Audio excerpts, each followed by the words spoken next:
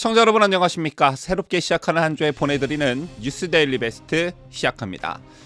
어느 국가의 지도자도 혼자 국가를 지배할 수 없으며 자신 혹은 정권의 권력을 유지하기 위해서는 다양한 집단으로부터의 지지가 필요합니다.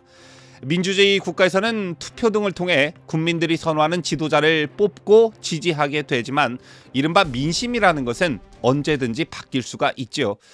여기서 중요한 게 지도자들에 대한 유권자들의 지지에 영향을 미치는 요인이 과연 무엇인가라는 점인데, 이건 국가마다 다 다를 수 있지만 대체적으로 특정 국가가 가진 정치, 경제, 사회 문화 등의 요인이 국민들의 지도자에 대한 선호에 영향을 미치게 됩니다. 그렇다면 한국 국민들의 대통령 지지에 관한 의사결정에 영향을 미치는 요인은 무엇일까요? 다른 민주주의 국가들과 별반 다르지 않겠습니다만 우리나라의 국민들은 남북한 분단이라는 특수한 상황에 놓여져 있다는 측면에서 다른 국가의 국민들과 구분되는 의사결정을 할 수 있다는 특징이 있습니다. 즉 분단이라는 특수한 상황은 한국 국민들의 대통령에 대한 지지에 영향을 미칠 수 있다는 것인데요. 실제로 2018년 1월 문재인의 국정수행 지지도는 전주 대비 3.6% 상승한 72.1%를 기록한 바 있는데, 당시 지지도 상승의 주요 요인은 북한 김정은의 평창올림픽 대표단 파견 결정이었던 것으로 분석되었습니다. 이러한 측면에서 윤석열 대통령은 이른바 북한 관련 이벤트가 아예 전무하다시피 하죠. 북한 김정은과의 직접적인 전화와 편지는 물론 남북 연락사무소와 군 통신선마저 모두 불통인 상황이 계속해서 이어지고 있습니다. 따라서 윤석열 대통령의 지지율을 논할 때 이른바 남북한 이벤트에 따른 지지율 상승은 현재로선 아예 빼고 말해야 한다, 이런 점을 강조드리고 싶은 건데요. 이런 상황에서 윤석열 대통령에 대한 국민들의 지지가 지속적으로 상승하고 있다는 여론조사 결과가 근래 들어 속출하고 있습니다. 자, 먼저 오늘 나온 여론조사 결과를 보도해 드릴 텐데요. 오늘 발표된 리얼미터 조사에서 윤석열 대통령의 국정수행 지지율이 40% 턱밑까지 육박한 것으로 나타났습니다. 특히 주목할 점은 상승세가 뚜렷하다라는 것인데요. 해당 여론조사에서 윤석열 대통령의 국정수행 지지율은 취임 후 처음으로 4주 연속 상승한 것으로 나타났습니다. 여론조사 업체 리얼미터에 따르면 미디어 트리뷴 의뢰로 15일부터 19일 닷새간 전국 성인 2,504명을 대상으로 조사한 결과 윤 대통령 국정수행 지지도는 전주보다 2.2%포인트 상승한 39%를 기록하면서 40% 턱밑까지 육박했습니다. 이 여론조사에서는 지난 주말 있었던 G7 정상회담에 따른 민심은 반영되지 않았는데요. 해당 여론조사에서 윤 대통령의 지지율은 미국 국빈 방문, 한미 정상회담이 있었던 지난달 말부터 4주 연속 상승하면서 4주 새 6.4%포인트 급등했습니다. 다시 한번 말씀드리지만 윤 대통령 지지율이 4주 연속 상승한 것으로 윤 대통령 취임 후 처음 있는 일입니다. 반면 부정평가는 전주보다 2.9%포인트 낮아진 57.9%로 지난 3월 2주 이후 약 2달 만에 50%대로 낮아졌습니다. 부정평가 역시 지난달 말부터 최근 4주 연속 하락하면서 이 기간 총 6.8%포인트 내렸습니다. 종합하자면 긍정평가는 4주 새 6.4%포인트 상승한 반면 부정평가는 6.8%포인트나 낮아진 것인데요.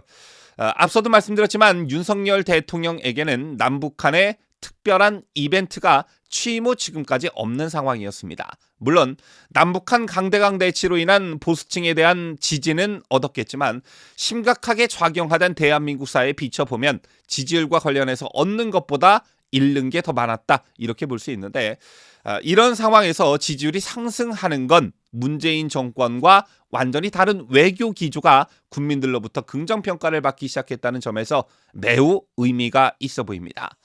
한미동맹 강화, 한일 관계 개선, 우리 민족끼리고 뭐고 중국이 큰 산봉우리건 말건 자유의 가치를 소중히 여기는 이른바 가치동맹으로 가는 것이 맞다, 같은 이념과 가치를 추구하는 국가들과 연대하는 것이 맞다라는 윤석열 대통령의 외교 노선에 국민들이 호응하기 시작했다라는 데서 매우 의미가 있다고 볼 수 있는 것입니다. 자, 오늘 조선일보 사설을 보면 G7 무대에서 한미일 협력 복원 자유에 축된 한국이라는 제목의 사설이 실렸습니다. 조선일보는 윤석열 대통령의 G7 참석 성과를 두고 윤 대통령 취임 1년 만에 한미, 한일 관계가 정상화되고 문재인 정부 5년간 사라졌던 한미일 3국 협력이 완전히 복원됐다고 할 수 있다라는 평가를 내렸습니다. 이에 덧붙여 북한 김정은 정권의 잘못 보일까봐 3국 협력을 극도로 문재인 정부에서는 상상하기 어려웠던 일들이다라는 표현을 썼는데요. 한 발 더 나아가 우리나라가 자유의 축이 됐다는 평가를 하고 있었습니다. 강대국의 들러리를 서는 게 아니라 우리 한국이 주도적 역할을 하고 있다는 것인데요. 절대 과하거나 자화자찬이 아니죠. G7은 지난해 우크라이나를 침공한 러시아가 회원국으로 남아있는 주요 20국 회의를 대체해 국제사회의 질서와 규범을 지키는 중요한 회의체로 부상하고 있습니다. 이런 가운데 한국은 지난해 6월 북대서양 조약기구 나토 정상회의에 이어 이번 G7 회의에 초청받아 국제사회의 중요한 플레이어가 되고 있다는 평가를 받고 있습니다.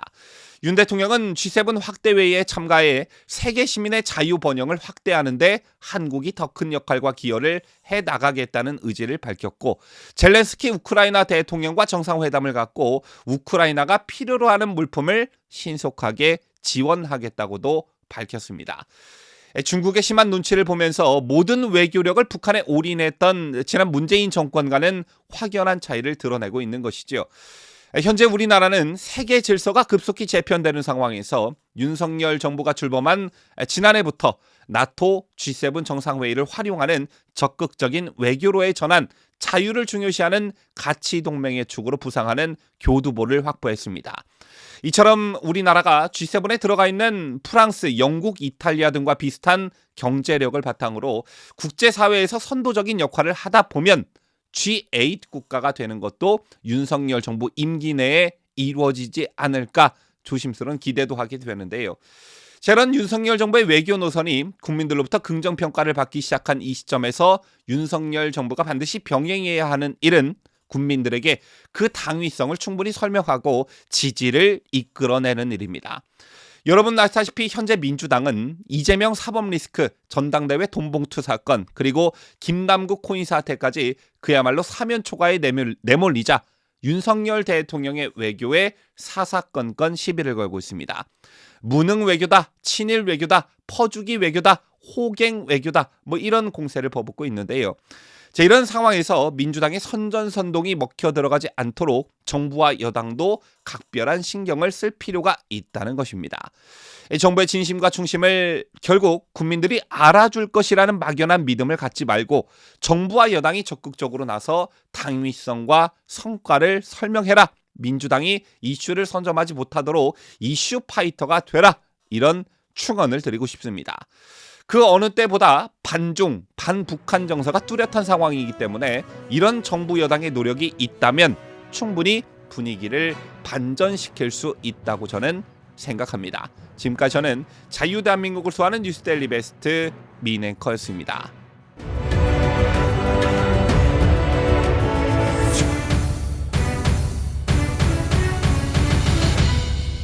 함께해요. 뉴스데일리 베스트.